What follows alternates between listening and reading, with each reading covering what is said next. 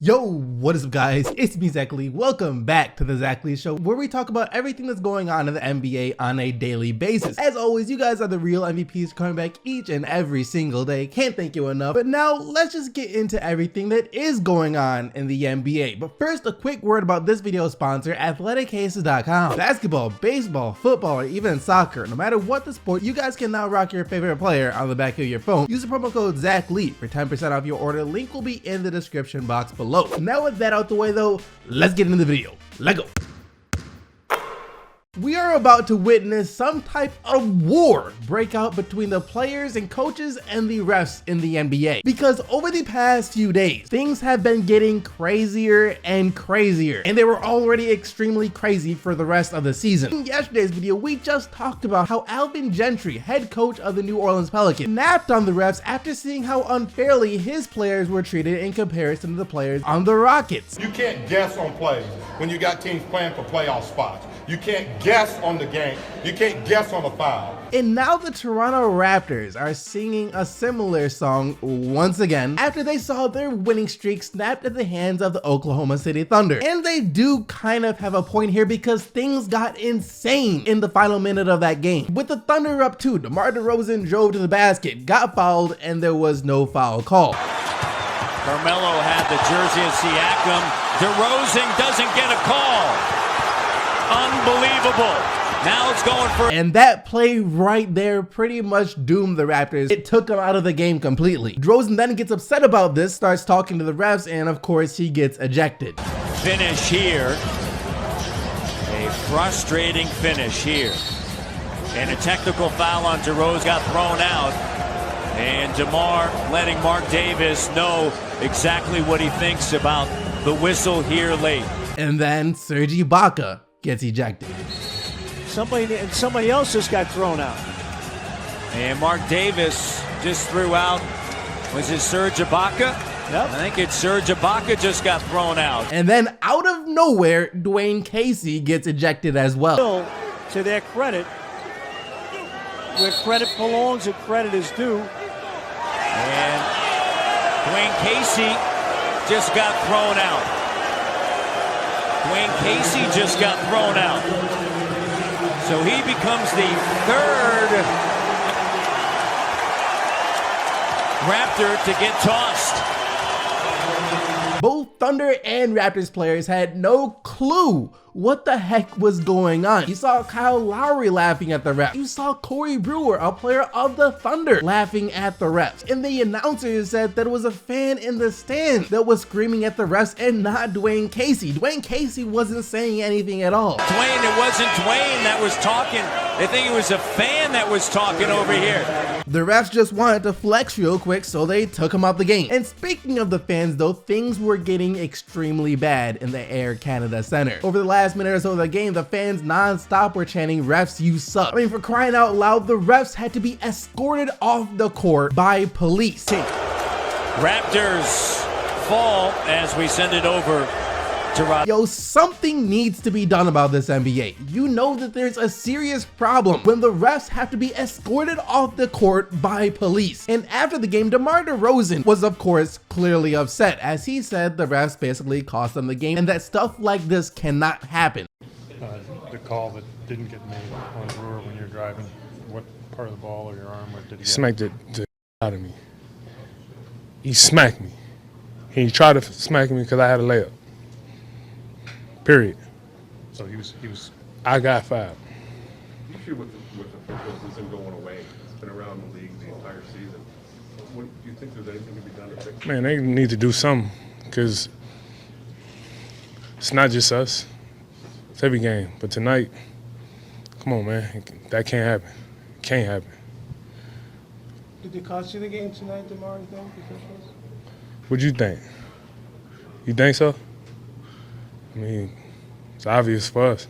And Dwane Casey was also asked about how he felt about the refs out of the game, and he too says that something needs to be done. They're going to talk to the league about getting something done about this. The refs need to be fair and consistent in the way they call games. It has been around the league for the entire season. Have you seen it getting any better? And do you want to spend any money today? Not really. All we want to ask for is fairness and consistency. That's of all the league. I've watched every game in the last couple of nights. Fairness, consistency, and we're going to complain the proper way. How the game was, got out of hand at the end, and we just watched the calls.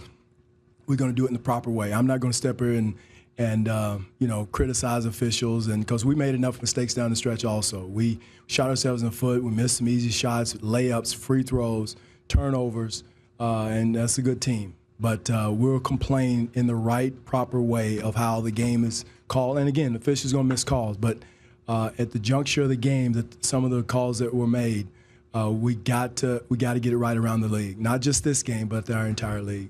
While he may have took a more calm approach than Doc Rivers, Stan Van Gundy, Alvin Gentry, and DeMar DeRozan, he was saying pretty much the exact same thing that all of them said. They want fairness and consistency from the refs when they make these calls. If you're gonna call something for one player and one team on one end, then you have to call the same thing for the other players and the other team on the other end. You can't pick and choose what you want to call a foul. And like I said yesterday, players and coaches need to continue to speak up after the games. Do not be scared of these fines, because the only way something is going to get done, the only way something is going to change is if you continue to speak up, and something needs to change. That is clear as day. This year especially, it seems like the refs have their own little hidden agenda. They call fouls only when and where they want to. They toss players and coaches out seemingly at random. It's been at an all-time bad. Something needs to change. I know I bag on Tyronn Lue about his coaching of the Cleveland Cavaliers all the time, and maybe how he isn't the greatest coach. That being said though, this right here is something that I would never wish upon anyone, as Tyronn Lue will now take a leave of absence from the Cleveland Cavaliers indefinitely with health concerns. After many conversations with our doctors and Kobe and much thought given to what is best for the team and my health, I need to step back from coaching for the time being and focus on trying to establish a stronger and healthier foundation from which to coach for the rest of the season. I have had chest pains and other troubling symptoms, compounded by a loss of sleep throughout the year. Despite a battery of tests, there have been no conclusions as to what the exact issue is. While I have tried to work through it, the last thing I want is for it to affect the team. I'm going to use this time to focus on a prescribed routine and medication, which has previously been difficult to start midst the season. My goal is to come out a stronger and healthier version of myself so I can continue to lead this team to the championship we are all working toward. I greatly appreciate Dan Gilbert, Colby Altman, and our medical team and the organization's support throughout. That was a statement just released by Tyronn Lue. And like I said, we as fans give Ty Lue a lot of crap about his coaching of the Cleveland Cavaliers. But this stuff right here just reminds you that we don't always know everything that's going on inside these guys' lives. He has had to leave the game several times this season with health concerns. LeBron James just said yesterday about how he is worried about Tyronn Lue and that his health is actually affecting the team. LeBron, this is the third game that something has happened to Ty. Is what he's dealing with impacting this team? I mean, he's the captain of the ship, so absolutely. And we worry about his health, obviously, and that's way more important than this game of basketball. So, we know he's been doing everything he needs to do to stay healthy, but he can even take even more measures, to get himself right. So, everything that's been going on with our year, that's just another one. So it is concerning, especially that they don't even know what's wrong with him. Maybe it's just stress. Maybe taking some time away from the game, away from coaching, will help Tyronn Lue a lot. You guys remember how Isaiah Thomas wasn't happy when he found out he was traded from the Boston Celtics to the Cleveland Cavaliers? And then it got a little quiet, and then that's when he broke it to me. He's like, well, I just traded you. The dude was legit hurt at the time. And what I've done for the city and what I meant to him and all that bull. Nigga, what are you talking about? My kid's about to start school off the strength, after everything I went through.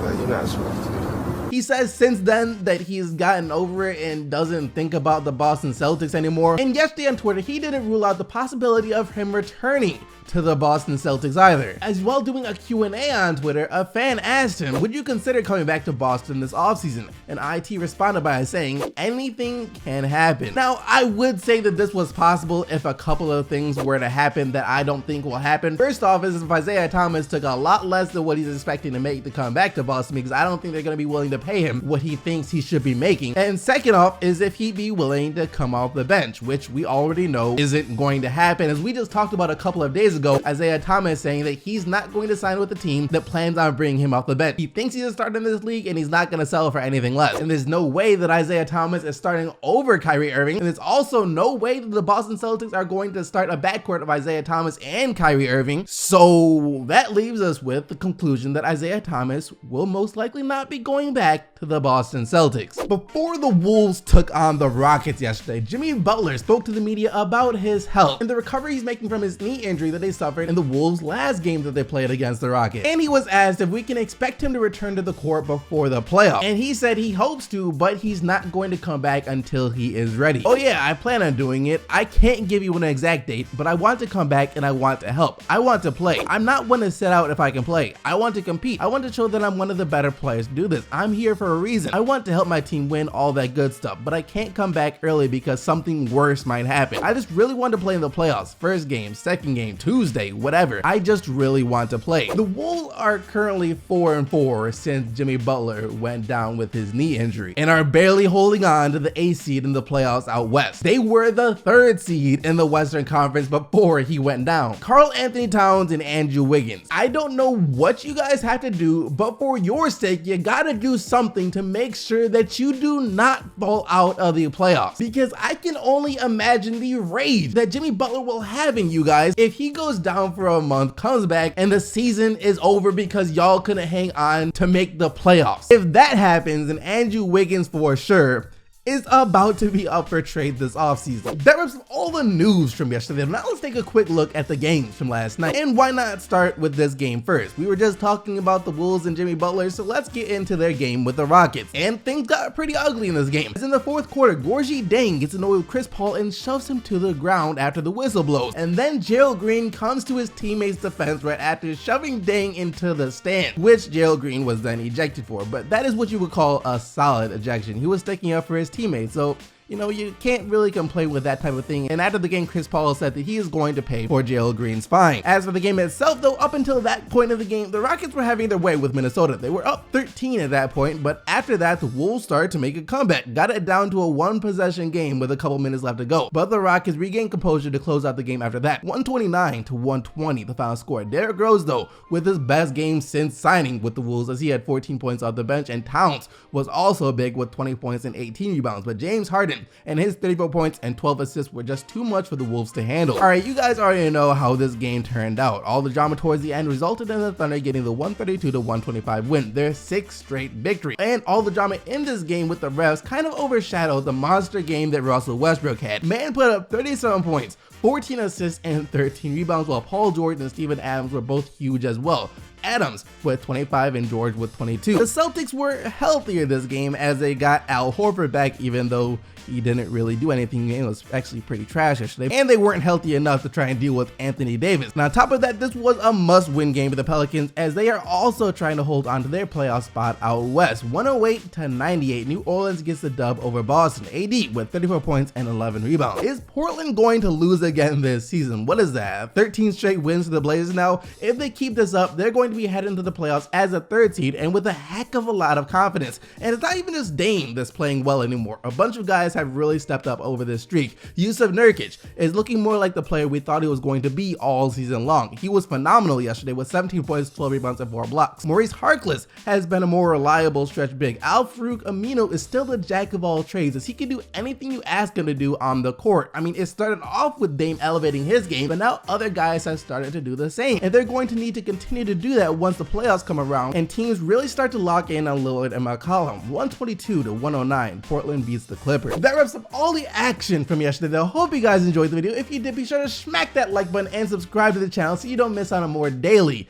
NBA news. But hey, if you're still here, then I have something to tell you guys. Today is the first official day of the launch of my new app. It was in closed beta before, but now we are ready, or we hope we are ready, to release it to the masses. It's an app that I've been working on with a couple other people called Sports Q Trivia. Right now it is only iOS at the moment. We are working on getting the Android version up and running soon, but for now it is iOS only. And basically what it is every Monday, Wednesday, and Friday, a live trivia game happens that I'm the host of, where I ask you guys guys 10 NBA questions while showing you highlights and catching you up on news and other things that have gone on inside the NBA. I ask you 10 questions based on that stuff. And if you get all 10 of the questions right, you win some cash. Right now, I believe the payout is $50 to each winner. I mean, it's pretty dope. So if you want to check it out, I'll have the links down in the description box below so you can do that. But that's going to do it for this video. Remember to vote for the player of the day, but also remember the only players whose team won are eligible to win player of the day. And yesterday, that player was Giannis Antetokounmpo, and it's 33 points, 12 rebounds, 7 assists, 4 steals, and 2 blocks. Thank you once again for watching, guys. I'll see all of you right back here tomorrow. But until then, I am out of here. Peace.